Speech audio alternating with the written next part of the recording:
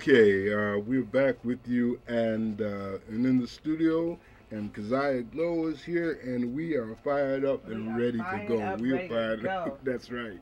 That's right. We have in the studio this evening uh, Harry Bovins. Harry Bovins is the executive director of Friends of Brook Park. Is that right, Harry? That's correct. Okay, and we're going to talk about. First of all, I want you to tell the audience about Friends of Brook Park, what you do over there. I've been over there and been impressed by how you work with the young people. The other thing I want you to talk about this evening is fracking or hydrofracturing. I want to talk about that and how that affects communities and why there's a danger in that. Some people have said it causes earthquakes, but we'll get to all that. But just start off, tell us about Friends of Brook Park briefly, and then go right into the fracking piece. Sure. Well, thanks a lot, Haja. It's great to be on the show. It's quite an honor. We've known each other since we were fighting against fascist Giuliani Yeah, to amen. preserve all the community gardens, which we won a successful victory, and we are working based in the South Bronx on community gardening, environmental education, and ecotourism and canoe and kayak tours with young people from the South Bronx and throughout the city. And one of our major citywide campaigns I like to mention is a boycott of Fresh Direct. You can learn more about that at boycottfreshdirect.com. And I'm sure everyone's seen their polluting diesel trucks around town, so get more information about that at boycottfreshdirect.com. We will. We will. Okay.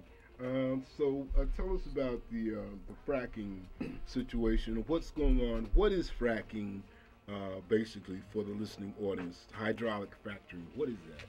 Sure. Well, because of our dependence upon fossil fuel technology, coal, gas, oil, they have been trying to get more and more of these elements that are in the earth for millions of years. Mm-hmm. And as many people know, we're running out of fossil fuels. They're polluting the environment. We're running out of oil.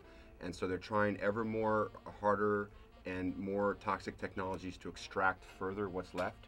And hydraulic fracturing was invented by Halliburton and our friend Dick Cheney's company to basically drill down into the earth quite deeply and then go horizontally and pump the earth full of fresh water, which we could be drinking instead, Right. and lots of chemicals, Right. which they refuse to disclose what they actually are, although we know a lot of them and that they're very toxic, to extract the gas and then leaving all the toxins in the earth.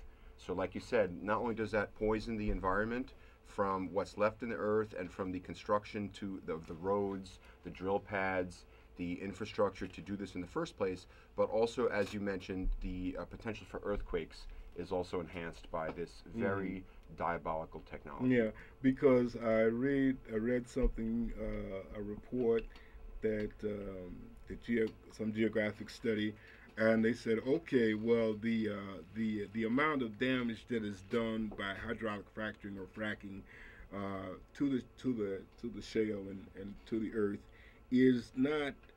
It doesn't pose a great threat because they're just minor fractures.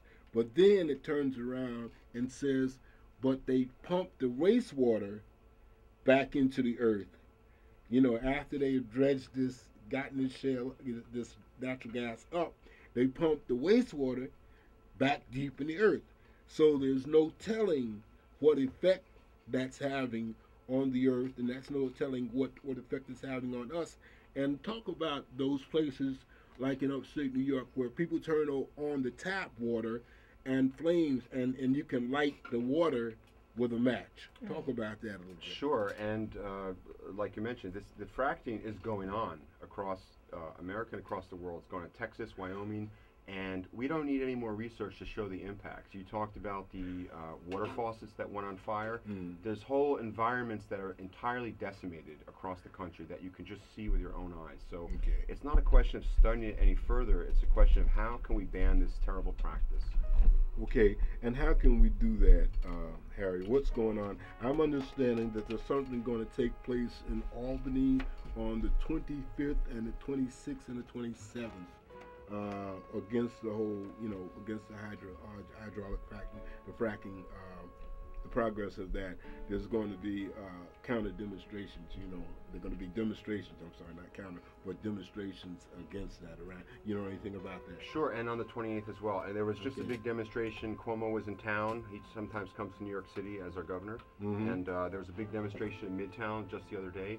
And there's a lot more demonstrations going on. What people need to be aware of, though, is that there's a lot of greenwashing groups that are actually not working for a ban. They are working to have regulation. They're working to have it in certain areas only. So when we're getting active and picking which groups we're getting involved in, and some of them are getting a lot of money from gas industry to distract people from a ban, we need to stop the practice entirely. We don't need to regulate it. So any demonstration that we go to, a rally in Albany, like you mentioned, we need to be very clear that we're working for a ban. We're not working for stricter regulation or allowing it anywhere in New York State. Okay. Now, I got this off the internet. New York fracking moratorium causes drilling company to shut off gas in Avon, New York. You know anything about that? I do know about that. And it's a very complicated issue when you have a lot of money at stake. There's a lot of smoke and mirrors, and the moratorium was actually opposed by grassroots organizers throughout the state because it was a distraction from a ban. In fact, the moratorium has helped the gas companies because there's a glut of gas on the market. Gas prices are down. They signed leases years ago before people were aware, and people in the upstate rural economies that are very in a serious depression were signing away leases for a pittance, for $10, $12, $20 an acre. Now, the same leases are going for thousands of dollars, even though they shouldn't sign them. The moratorium actually has extended the life of those leases. So if they signed a 5-year lease 5 years ago, the lease is actually extended, and the lease companies can still bide their time until the market is more lucrative for them. So we were always against the moratorium and always straight out for a ban. You talked about greenwashing. What is that? Greenwashing is when these big national environmental groups, which everyone knows because they have lots of money. Oh, like whitewashing. You can say that as well. They say because it's an environmental group, they call it greenwashing because they have a lot of money involved. For example, Environmental Defense Fund, they just got $6 million from the Bloomberg Foundation in Texas to work for stronger regulations on fracking. $6 million from Bloomberg Foundation. The Bloomberg? The Bloomberg Foundation. The mayor of the city of New York, Bloomberg? Yes, not the emperor. Okay. To have stronger regulations. I can quote from their letter, and many people in the grassroots are outraged. Watching the Youth Channel. Take a couple of minutes to watch one of our PSAs.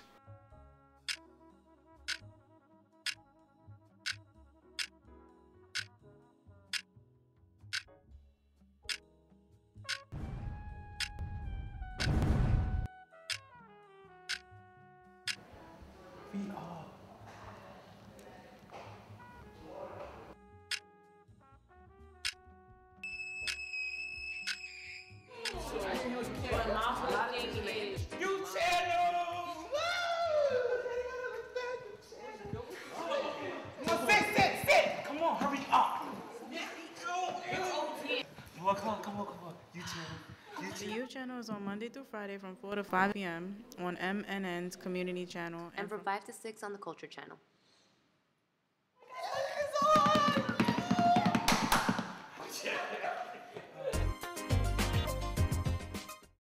Ladies and gentlemen, we're back. Stay tuned and watch our featured programming. Now, New York to allow fracking, the state to provide guidelines after Labor Day. What about that? Well, what we hear is a lot of people asking for money to stop fracking. I don't know if you get those emails. I get them all the time. The fact is there's actually pieces of legislation in New York State supported by Senator Avella and supported by Assemblymember Colton to ban fracking. That's what we need to be mobilizing people in New York to do. It's not just up to Cuomo whether he does it or not. We know what he's going to do. He's going to try to say we're going to do it very safely, and we're only going to do it in certain areas so that the rich people in New York City can feel that the Catskill reservoirs are protected and the rest of the state can go to hell. So we need to pass those bills in the state Senate and the Assembly that already exist and mobilize, and if we're part of any organization, ask them why we're not doing that. We're going to get back to this fracking cause earthquakes, and just reading this report, part of this report, It says, since 1970, the baseline for earthquakes in the Midwest measures about above a 3.0, hovered at around 21 per year. That's 21 tremors per year. But beginning in 2001, that number began to rise. There has been a remarkable increase, quote unquote, in the past few years. The number of 3.0 plus earthquakes rose from 29 in 2008 to 50 in 2009, then 87 in 2010, and in 2011 to a staggering 134. Something unusual is going on, but what? You know? Well, you're pointing out very serious concerns. In fact, Indian Point nuclear power plant is on a very serious fault line in New York, and that's another reason to shut it down. With fracking, you're sucking out something that's been there forever. You're shoving stuff in there that's different, a mile down under the earth or more, and of course that's going to have serious consequences. But the companies and the politicians and the greenwashing groups don't care. They want to get their money and run. Okay. Oh, well, Harry, we come quickly to the end of this particular segment. But this is a conversation I want to continue, so will you come back? Sure. Okay, well, great. We've been talking with Harry Bovins. He's the executive director of Friends of Brook Park. He is an environmentalist and a longtime activist in the struggle for community gardens and for a green planet. And so we want to thank you, Harry. Thank you very much. We love HCR. Thank you. We love you. All right. So we'll be right back, and we're going to be talking about Leonard Peltier. If I had the chance to have a show on News Channel, it would be a comedy show about the workplace and the challenges that people have there. And it would entail examples such as if someone has a mean boss or they can't figure out their actual job and title. The message that will go out to the audience is that people can overcome challenges no matter what it is at work, that they should know how to deal with it and be strong during the process. Okay, we're back with you, and we have in studio with us Maggie Tobin and your friend? And lamb. Ann? Ram. Okay. Ram like the sheep. Ram. Ram. Not Rand. Ram. I heard you. Okay. All right. Maggie and Ann, welcome to WHCR, and we're happy to have you here with us. I met Maggie. It's okay if I call you Maggie? Oh, sure. Okay. I met you at the Brooklyn Peace Fair. Right. And you were sitting at a table with some candy on it and everything, and you were it was to raise money for Leonard Peltier. And I said, I know, I remember, the situation, but like many things, it happened, what seems so long ago, and many people have forgotten. Yes. Yes. As they have with many other political prisoners like Sekou Odinga and Herman Bell and Sundiata Acoli, and people like that. Many people are forgotten, and they've been languishing in prisons for more than 30 years. More than 30 years. I mean, that's more time than even the former president of South Africa spent in prison. He spent 27 years. But tell us about Leonard Peltier. Go back a little bit and kind of give us the backstory in terms of what led up to him being arrested, what took place. It was on the Pine Ridge Reservation, Right. and that was in Oglala. Okay, I get it right. Oglala, and something took place there that caused him to be on the run, and then to be arrested, to be extradited, arrested, and then given a lengthy sentence. Tell us about that. Right. It's kind of a complicated case, but you have to go back way before that to the founding of the American Indian Movement. Mm-hmm. That happened in 1968 in Minneapolis, Minnesota. Okay. And it might seem a strange place for the American Indian Movement to be born, but many, many people left the reservations and came into the cities. There's nothing there. Unemployment then was terrible, worse now. There was nothing. And so they came into the cities unskilled, couldn't get work. They had problems with alcoholism. And so there were arrests, terrible treatment by the police. They got beat up. And so AIM was born. And what is AIM? The American Indian Movement. The American Indian Movement. And it appealed to a lot of people. Actually, AIM was inspired by the Black Panthers. Because of the work the Panthers were doing, the American Indian Movement folks said, we need to do that too. And so they did. Leonard was a member of AIM. He came from a very small reservation in North Dakota that was during the Eisenhower administration. They tried to stop all the reservations. In 1954, they tried to close them all down. Leonard's folks had to move. He moved around quite a bit. But as he grew up, AIM appealed to him. And so he became a member of AIM and very active in AIM. And the reason he was in South Dakota was that there was a lot of trouble going on the reservation. Okay. It was in turmoil. Right. It was The Reign of Terror. Pardon? The Reign of Terror. The Reign of Terror. That's what they called it. The tribal chairman, Dick Wilson, was very, very corrupt. And anybody who opposed him, their lives were threatened. There were a number of murders. As a matter of fact, there were some stories in the paper recently that they are finally going to go back and open up some of these cold cases from the 70s. Never were investigated. And this is part of what led up to the organizing of the American Indian Movement. And to jump forward just a little bit, the incident at Wounded Knee, prior to what? That was prior to. Oh yeah, that was in 1973. Tell us about that. Leonard wasn't at Wounded Knee. He was actually in jail for a while, and hadn't been able to get there. It was over by the time he got out. He was very, very sorry not to have missed it. And that lasted something like 71 days? Yes, 71 days. And of course, the government promised all sorts of things. Oh, we're going to look into this, we're going to look into that, but they never did. And something like 20,000 rounds were shot. Right. And two were killed. I think 2 Native Americans were killed. Yes. Yeah. Okay. And of course, nobody looked into who did that. Oh, they had snipers, and it was a war. It was war, and they had tanks. So they called out the armed forces for this. That was Alexander Haig. Yeah, and Alexander Haig. It was a mess. They didn't do anything they promised to do, but that's.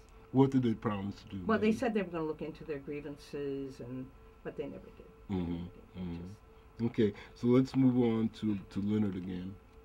That's what led up to the incident at Oklahoma. Exactly. Because the reaction of Dick Wilson and literally the goon squads, because they were the guardians of the Oglala Nation, who worked hand in hand with the FBI, you know, after the reaction to Wounded Knee was by Dick Wilson, we got to get rid of all these people, you know, all the traditionalists were being attacked.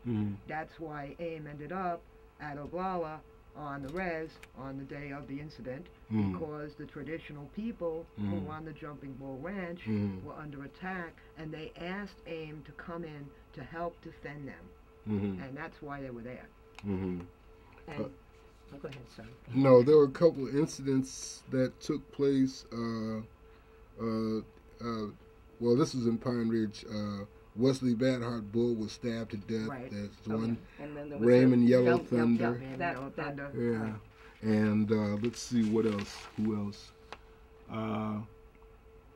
Okay, on February 6th, this is back to Wounded Knee.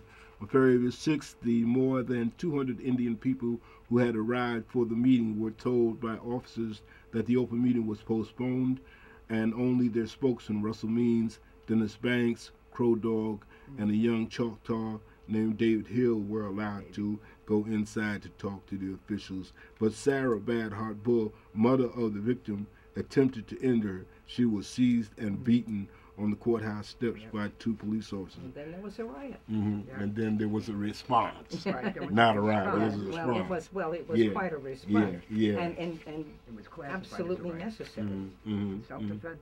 Yeah. I mean, how much can you take? How much can you take? You don't treat your elders like that. You don't go attacking, little old ladies who could be your grandma. Sure, sure. And she's trying to defend her own family. Sure.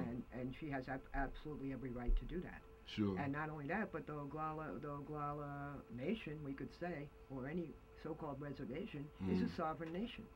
And so you're talking about a state of war between 2 sovereign nations. 2 sovereign nations. And who gives the right of the FBI or the U.S. Army or anybody else to enter a sovereign nation and invade it for no apparent reason, because you don't like the particular people who are defending themselves. Like if you were a bunch of white racists defending yourselves, that would be fine. But if you're a bunch of people of color defending yourselves, then that's always a problem. And we've seen that racism throughout the history. But what led up to the incident of Oglala specifically was one of those incidents you just mentioned. And we know David Hill very well. And he's still doing the work. And so they were there to help, prevent something from happening. Sure. And so the FBI already was busy because at the same time there was this deal going on for trying to steal some land which has uranium under it. 1/8 of the reservation. 1/8 of Oh, the rest. talk about that a little bit, because it's always a question of the resources. Right, The that's land. what it comes down The to. land the and the resources. Yeah. Talk about that a little bit. Well, what had happened was they were discovering, remember, native people were shipped off to land that nobody wanted. That's what happened to the Cherokees, the Choctaw, the Creeks, the Seminoles. They were sent off to Oklahoma. And then suddenly they discovered oil in Oklahoma, so they wanted that back. Right. Similar thing here in the Black Hills. Everything was fine until gold was discovered in the 19th century. Then they took the reservation, they took the land away from them. Now it's uranium. And well, there are other areas where there are other resources, but there they discovered uranium. And so they wanted to work and dig for uranium. The whole area is now very polluted because of the uranium contaminated. It's amazing what you're talking about, because we were just talking about the whole issue of fracking. Yes. And, Yes. and you're talking about the pollution of the land with the uranium digging. Go ahead, I'm sorry. Oh, that's okay. No, we were listening to that, and we were really impressed. All of it is very important. And, well, what happened was there is a theory that the reason all of this turmoil was going on in the reservation was to distract people from the land being stolen like that. That tract of land, I think now is a firing range. Firing range for who? Firing, our armed services are practicing shooting. That's what's going on there now. And so, and more of the land has been taken away all along, and it's extremely polluted now because of the uranium mining. But at the time the shootout took place, they feel that they were trying to distract people from realizing what was going on, the theft of the land. And that particular day, a lot of people know a bit about this because they've seen the film Incident at Oglala. Yeah, I watched part of it last night. I wasn't able to stay up and watch the whole thing. I'll watch it tonight. Yeah, okay. It's a good movie. Well, 2 FBI agents suddenly appeared in 2 separate cars coming onto the property for no apparent reason. They didn't identify themselves. They were in plain clothes. And there's been so many of these drive-by shootings going on that people were very alarmed when this happened. Exactly who started firing, it's hard to know exactly what happened, but people started firing.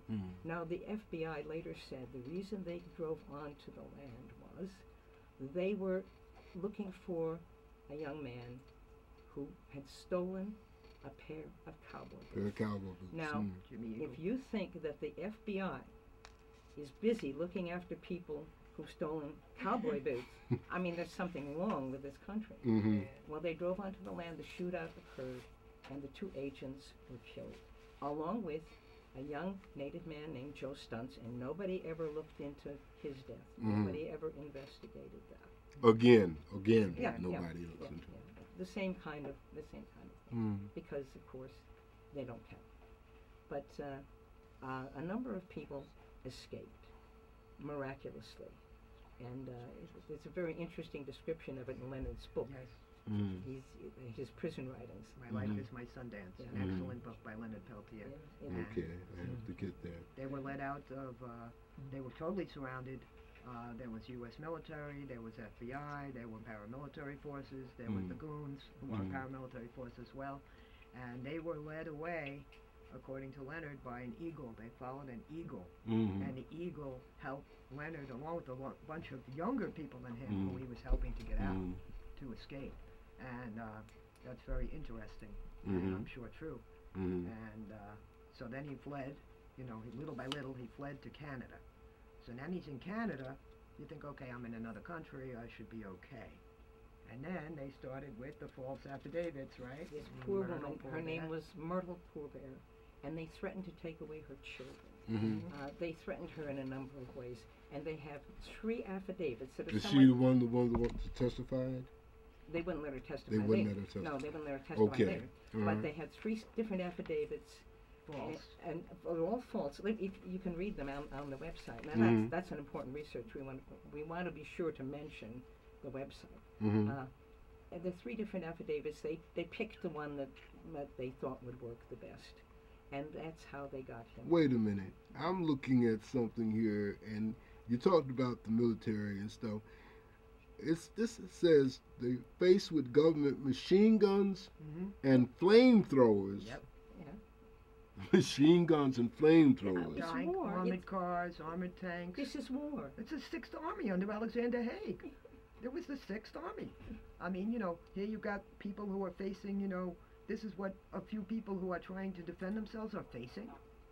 You know, how important is that uranium?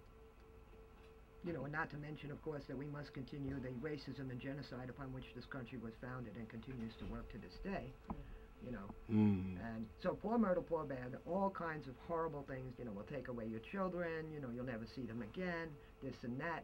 So they found an affidavit that they liked in which she said that he was his girlfriend, you know, she was his girlfriend. And she was an eyewitness, too. And she was an eyewitness, and she had seen it all, none of which is true. Yeah. The poor woman was totally terrorized. She later took that all back and said exactly what happened. But of course, taking it back doesn't matter. They got what they wanted. Those of you that are out there listening and who are students here at City College and who are in and around the City College area, you need to get to this because we need to know more about this. And when Maggie and Ann both can come back, when you come back, we want to get into more of the history because I know you guys have the history. So, okay, so we want to get more into that.